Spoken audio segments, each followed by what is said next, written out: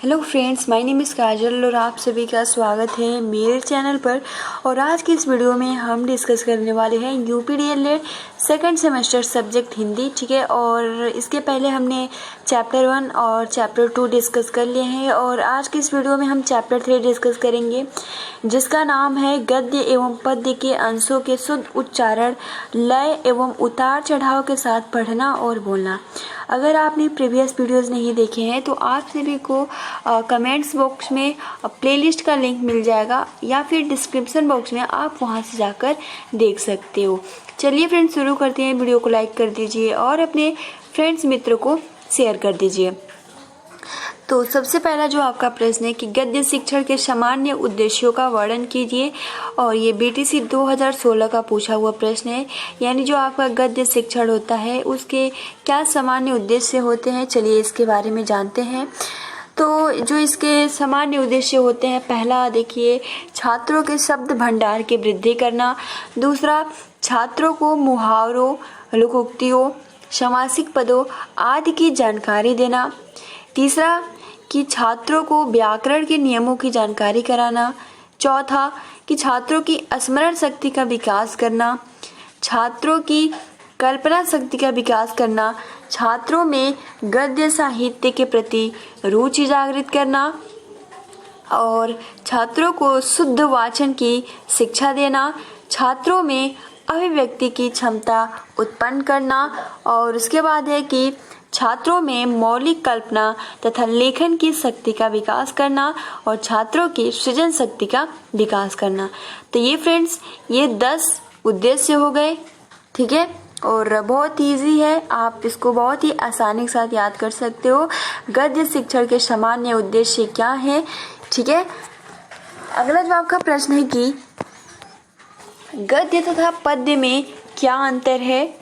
तो गद्य और पद्य में जो अंतर होता है, गद्य के वाक्यों में विराम इत्यादि के नियमों का पालन किया जाता है, जबकि पद्य में इन नियमों का कोई बंधन नहीं होता है। पद्य में गति व लय की विशेष भूमिका होती है, जबकि गद्य में लय का कोई उपयोग नहीं है। पद्य की रचना छंदबद्ध अथवा छंद युक्त होती है, जबकि गद्य में छंद का कोई उपयोग नहीं होता है। तो फ्रेंड्स, आप सभी को पता ही होगा गद्य क्या होता है, पद्य क्या होता है। ठीक है, जिसमें ये आसानी के साथ आप सभी को क्लियर हो गया, जो कि आपको जो गद्य होता है इनमें वाक्यों में विराम इत्यादि के नियमों का पालन किया जाता है, जो कि जो पद्य होता है जिसे हम कविता कहते हैं, उसमें कोई नियमों का कोई बंधन यानी नहीं होता है। और जो पद्य होता है उसमें गति व लय का विशेष भूमिका होता है, बट जो आपका गद्य होता है इसमें लय का कोई उपयोग नहीं होता है। बात करें अगर पद्य की रचना, तो इसमें छंद खंड की अथवा छंद युक्त होती है, बट जो आपका गद्य होता है इसमें छंद का कोई उपयोग नहीं है। अगला जो आपका प्रश्न है कि गद्य का अर्थ संक्षेप में बताइए। गद्य का अर्थ क्या है। आचार्य दंडी, ठीक है, आचार्य दंडी ने गद्य के संबंध में उल्लेख करते हुए इन शब्दों में परिभाषित किया है, और फ्रेंड्स बहुत ही महत्वपूर्ण है। ठीक है, इन्होंने परिभाषित किया है गद्य का अर्थ में। इनका नाम है आचार्य दंडी। ठीक है, और इन्होंने जो गद्य का अर्थ बताया है, इन्होंने बताया कि जिस रचना के छंद शास्त्र के गढ़ तथा मात्राओं के बंधन नहीं होते वे गद्य हैं। यानी इन्होंने बोला है कि जो गद्य होता है कि जिस रचना में छंद और शास्त्र के गढ़ तथा मात्राओं के बंधन नहीं होते वे गद्य है। अर्थात गद्य की रचना छंद इत्यादि के मुक्त से होती है। कोई कथन शब्द अर्थ युक्त भाषा में वार्तालाप अथवा किसी प्रयोजन में लिखित अथवा अलिखित रूप से प्रयोग किया जाए, गद्य कहा जाता है। गद्य साहित्य की एक मुख्य विधा है, जिसका उतना ही महत्व है जितना पद्य का। साहित्य के द्रुत गति के साथ होने वाले विकास में गद्य रचनाओं की महत्वपूर्ण भूमिका है। और जैसे कि हमने कल डिस्कस भी किया था, जैसे कि कहानी, तो जो कहानी होता है वो गद्य में ही होता है, और जब कहानी होता है तो हमने जब उसका महत्व पढ़ा था तो उसमें गद्य में उनकी रुचि आती है। ठीक है, तो आप देख सकते हो कि महत्वपूर्ण भूमिका है कहानी, नाटक, आत्मकथा, संस्करण, संवाद, यात्रा वृत्तांत, जीवन चरित्र, हास्य, व्यंग रचनाएं, लोकोक्तियां, मुहावरे, चुटकुले इत्यादि गद्य में ही लिखे जाते हैं। ठीक है, जो आपका कविता होता है वो किस में लिखा जाता है, वो पद्य में लिखा जाता है।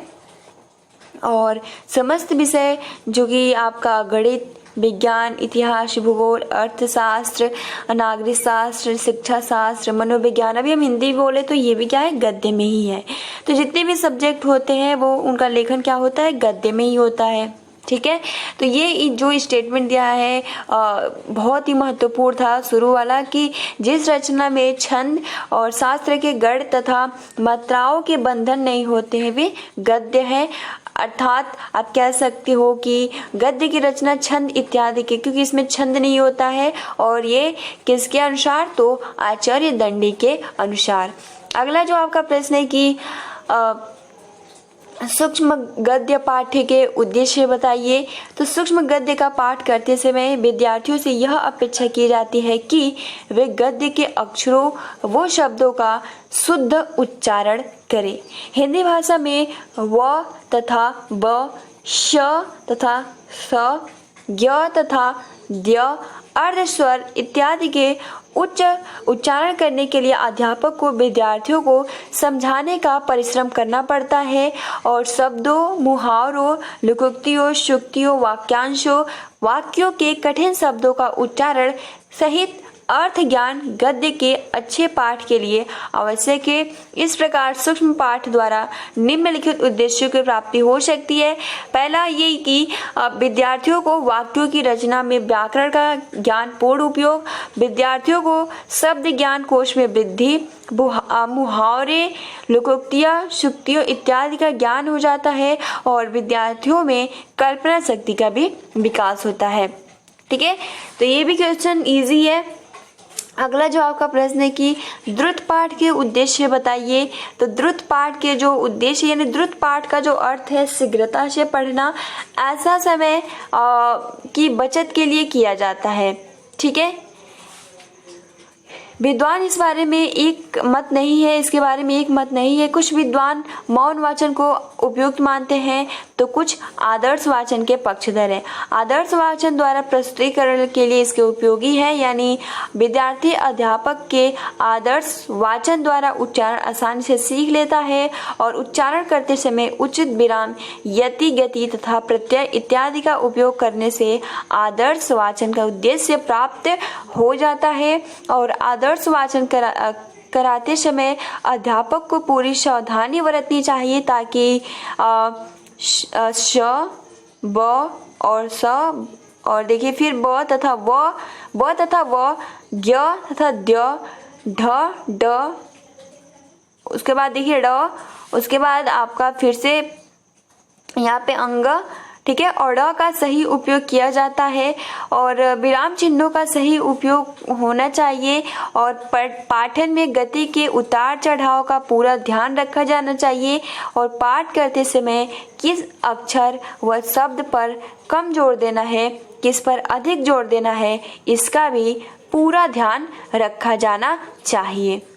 ठीक है, उसके बाद देखिए कि अध्यापक द्वारा शब्दों व वाक्यों का उच्चारण करने के बाद विद्यार्थियों द्वारा इसका अनुकरण कराया जाना चाहिए, और इससे वाचन में संभावित अशुद्धियों को सही कराया जा सकता है। यानी जो भी आप कुछ पढ़ा रहे हैं इसका एक बार मूल्यांकन यानी टेस्ट जरूर करना चाहिए, ताकि उनको अच्छे से समझ में आया है, और अगर आया है तो बहुत अच्छा, अगर नहीं आया है तो फिर आप उनको और भी अच्छे तरीके से बता सकते हो, समझा सकते हो। लास्ट देखिए पॉइंट की मौखिक पाठ करने के बाद कठिन शब्दों तथा गद्यांश को सरल करते हुए तथा उनके अर्थ से विद्यार्थियों को अवगत कराया जा सकता है। इस विधि द्वारा बच्चों को शब्दार्थ का ज्ञान हो सकता है तथा कठिन शब्दों के उच्चारण में होने वाली कठिनाइयों से भी राहत मिल सकती है। तो ये पूरा लघु क्वेश्चन था। अब देखिए यहाँ से अति लघु स्टार्ट हो रहा है, ठीक है, जिसमें आपका पहला प्रश्न है कि गद्य और पद्य में क्या अंतर है। और ये BTC 2015 का पूछा हुआ प्रश्न है। जस्ट अभी हमने डिस्कस किया गद्य और पद्य में, जो गद्य दैनिक व्यवहार में गद्य का अत्यंत महत्वपूर्ण स्थान है। अभी जो हम पढ़ रहे हैं वो भी गद्य ही है। हम अपने भावों एवं विचारों को प्रायः गद्य में ही अभिव्यक्त करते हैं। दूसरे के भावों एवं विचारों का बोध गद्य के द्वारा ही सरलता से होता है। और गद्य की वाक्य रचना में अर्थ तत्वों की प्रधानता होती है और भाषा व्याकरण समस्त एवं व्यवस्थित होती है। और देखिए पद्य में अनुभूति की प्रधानता होती है, अनुभूति, ठीक है, पद्य में अनुभूति की प्रधानता होती है। पद्य का संबंध भाव, रागात्मकता एवं कल्पना से है। यानी गद्य एवं पद्य के मुख्य अंतर इस प्रकार है। गद्य के वाक्यों में विराम इत्यादि के नियमों का पालन किया जाता है, जबकि पद्य में इन नियमों का कोई बंधन नहीं होता है। यानी इसमें विराम जितने भी चिन्ह होते हैं पद्य में उनको फॉलो नहीं किया जाता है।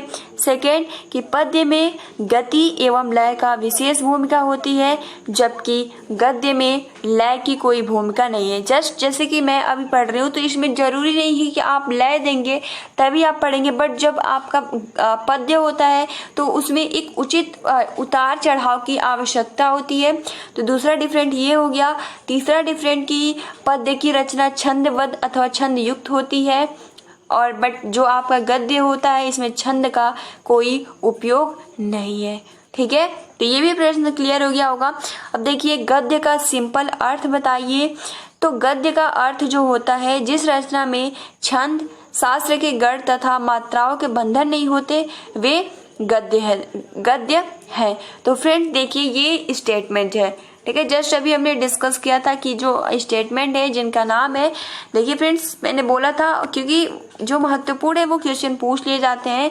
तो ये देखिए किसने बोला है, तो आचार्य दंडे के अनुसार जिस रचना में छंद, शास्त्र के गढ़ तथा मात्राओं का बंधन नहीं होते हैं वे गद्य होते हैं। और आचार्य दंडी का यहाँ पे यही स्टेटमेंट दिया गया है कि गद्य का अर्थ लिखिए तो जिस रचना में छंद, शास्त्र के गढ़ तथा मात्राओं के बंधन नहीं होते वे गद्य है आचार्य दंडी के अनुसार। अगला जो आपका प्रश्न है कि सूक्ष्म पाठ के उद्देश्य बताइए। तो सूक्ष्म पाठ द्वारा निम्नलिखित उद्देश्यों की प्राप्ति हो सकती है, यानी वाक्यों की रचना में व्याकरण के ज्ञान का पूर्ण उपयोग और शब्द ज्ञान कोश में वृद्धि, मुहावरों, लोकोक्तियों, सूक्तियों इत्यादि का ज्ञान और कल्पना शक्ति का विकास। जस्ट अभी डिस्कस किया। अभी द्रुत पाठ का महत्व होता है तो शीघ्रता से पढ़ना। तो फ्रेंड्स ये आपका लेसन 3 जो था समाप्त हो गया, ठीक है। अब हम लेसन 4 डिस्कस करेंगे। तो फ्रेंड्स आज के लिए इतना ही। वीडियो को लाइक कर दीजिए और अपने फ्रेंड्स मित्रों को शेयर कर दीजिए, और सेकंड सेमेस्टर की जो नोट्स है आप अच्छे से बनाते रहिए, और आप सभी को हम PDF भी प्रोवाइड कर देते हैं। और जब भी आप बैठो तो कलम और कॉपी लेकर बैठा करिए, जो महत्वपूर्ण पॉइंट्स होते हैं वो आप अपने कॉपी में जरूर लिखिए। तो मिलते हैं फ्रेंड्स 5 बजे वाली क्लास में। Thanks for watching, take care and best of luck.